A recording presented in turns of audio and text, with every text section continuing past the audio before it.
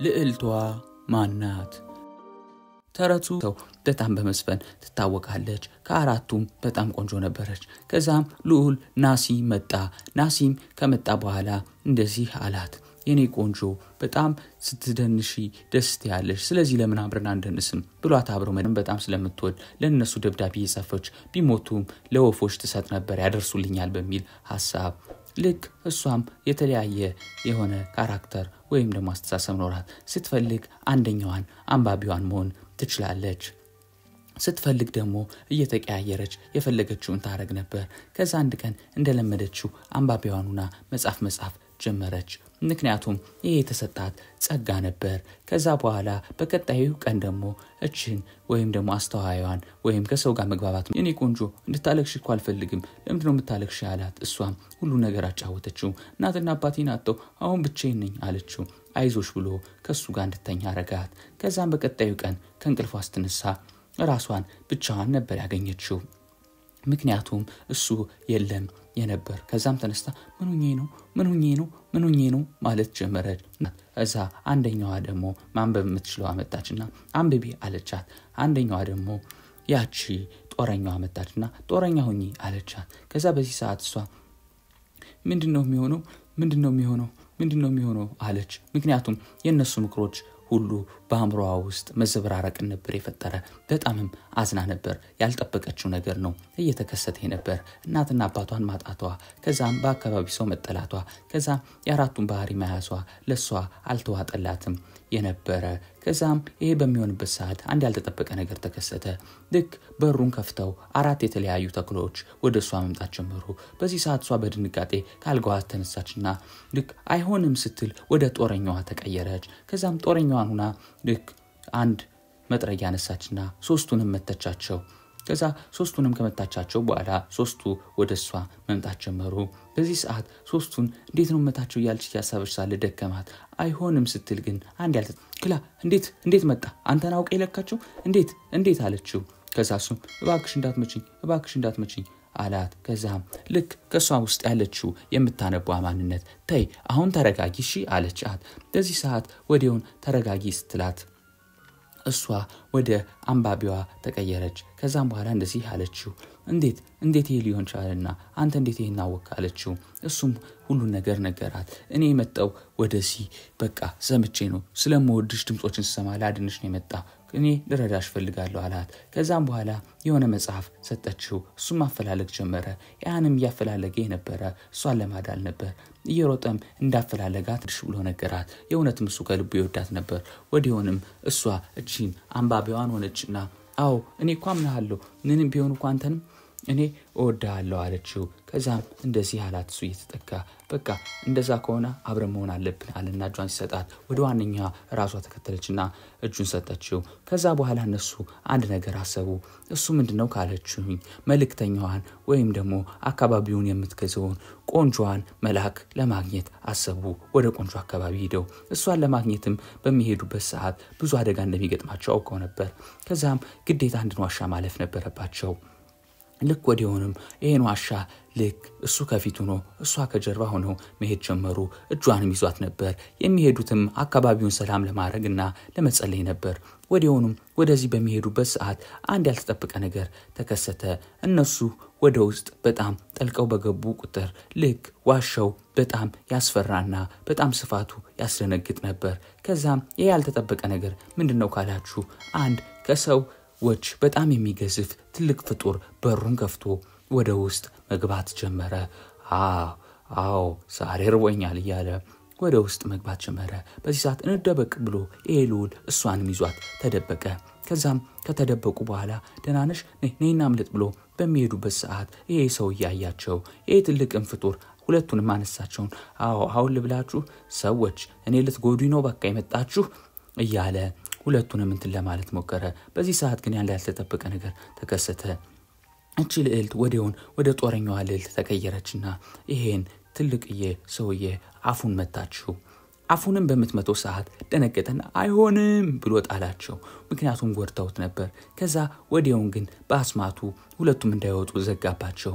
በዚህ ሰዓት አይሆንም ያለ ልዑሉ በሩን መቀጥቀጥ ጀመረ። ግን ሊወጡ አልቻሉም። በዚህ ሰዓት እሷ አንድ ነገር አሰበች። ወደ ምታነቧ ራሷ ተቀየረችና ምንድነው ማድረግ ያለብን? ይሄ እኮ ስዕል ነው። ስለዚህ እናቱ ናት ማለት ነው፣ ይወዳታል። ስለዚህ እሷን ከሳንለት ምናልባት እኛን ሊተውን ይችላል አለች።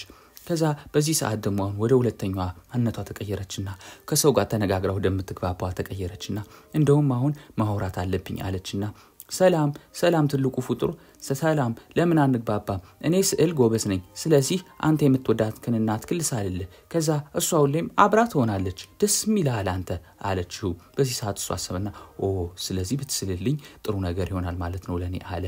እሺ አለ። ከዛም እሷ ወደ ሰዓይዋ ራሷን ቀየረችና ወደ ቆንጆዋ ልዕልት ከዛ በኋላ መሳል ጀመረች። እሷም በምትስልበት ሰዓት ኤልኡል ደግሞ ለሱ ዳንስ እየዳነሰ እሱን ትልቁን ፍጡር ማዝናናትን ቀጠለ።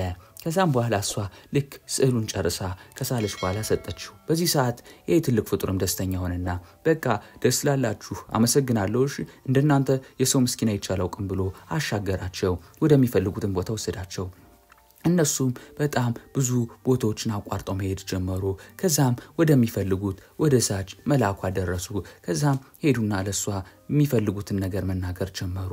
ሁሉንም ህይወት ስቶሪያቸውን ወይም ታሪካቸውን ለሷ አወሯት። ከዛም በኋላ በሚናገሩበት ሰዓት እሺ አለችና አንድ በጣም የምታምር የምትበላ ቢጫ የሆነች ነገር ሰጠቻቸው። ይሄ ምንጊዜም እናንተ አደጋ ሲገጥማችሁ ተጠቀሙት። አንቺ አደጋ ከገጠመሽ እሱ ያብላሽ፣ እሱ አደጋ ከገጠመው ደግሞ አንቺ ቢዩ አለችና በአስማቷ ወደ ቤተ መንግስቱ መለሰቻቸው።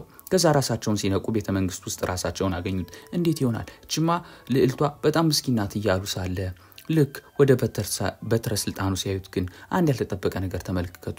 እሱ ምንድነው ካላችሁ ያሽቃባጭ አንድ ደፍተር ይዞ ነበር። እሱም ደግሞ ምንድነው ካላችሁ የሷ የምታወራበት ራሷን የምትገናኝበት ያ መጽሐፍ ነበር። ከዛ ይሄ ክፉ ነው ማለት ነው፣ እንዴት ይሄን ያደርጋል? ስለዚህ እስካሁን እሱ አውቆ ነው ማለት ነው አለች። በዚህ ሰዓት ሁለቱም ተናደዱ። ምን ማድረግ አለብን ብለው ማሰብ ጀመሩ። ከዛም ወዲያውን መብራቱ እንዲጠፋ አደረጉት። በዚህ ሰዓት ይሄ ምንድነው እየተፈጠረ ያለው አለ። ከዛ አንድ ድምጽ ተሰማው። አንተ ክፉ አረመኔ፣ አንተ ክፉ ሰው ነህ፣ አውቀህ ተኩላዎችን በመላክ እኔ እንድሞት ፈለግ፣ ብዙ ነገሮችን ወደኔ ስታረግ ነበር አንተ ነህ ሚል ድምጽ ተሰማው። እሱም በዚህ ሰዓት ደነገጠ። ምክንያቱም ያደረገው ነገር ነበር። አውቆ እስካሁን ክፋት ሲሰራ የነበር ሰውዬ ወይም ለስልጣኑ ሲል ብዙ ነገር ያደረገ ነበር። ይሄን የሚያደርጉ ግን አውቀው ልዕልትና ልዑሏ ነበር። ከዛ ልዑሉ ደግሞ ድንጋይ ወረወረና አውቆ አስፈራራው። በዚህ ሰዓት አይሆንም ስልጣኔን መልሼ አልሰጥም፣ ይሄ አካባቢ የኔ ነው፣ መሆን ያለበት የኔ ነው ብሎ ይሄ ነሳ በጣም ያስፈራ ነበር። ሁኔታዎቹ ሁሉ ደግሞ ሲገጣጠም የሷን እናትና አባት ያስገደላቸው እሱ ነበር።